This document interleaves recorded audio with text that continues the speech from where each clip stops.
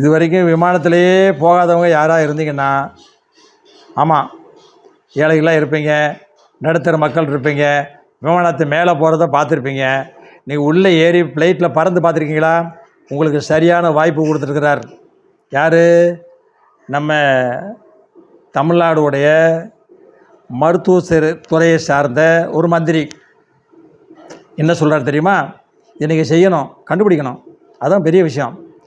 பாம்பு கடிக்கு, நாய் கடிக்கு எந்த ஒரு அரசாங்க மருத்துவமனையிலும் மருந்து இல்லை என்று சொன்னாலும் உடனே நீங்கள் ப்ரூவ் பண்ணணும். ஆமாம், அது உண்மையாக இல்லையான்னு ப்ரூவ் பண்ணணும். அதுக்காக ஒரு பாம்பு யாரையாவது விட்டு கடிக்க விட்டு நீங்கள் தூக்கிட்டு போங்க, இல்லை நாய் கடிக்க விட்டு தூக்கிட்டு போங்க ஆஸ்பத்திரிக்கு.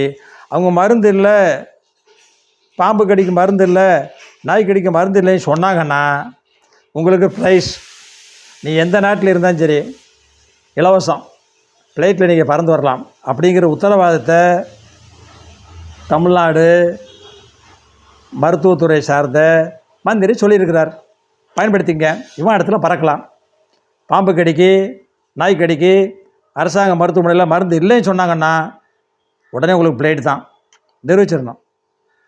யாராவது பாம்பு கடிக்கான்னு பாருங்கள், இல்லை பாம்பை விட்டு கடிக்க விடுங்க, நாய் கடிக்கான்னு பாருங்கள்.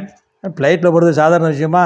நான் துபாய் போகணும், அமெரிக்கா போகணும், என்ன செய்கிறது?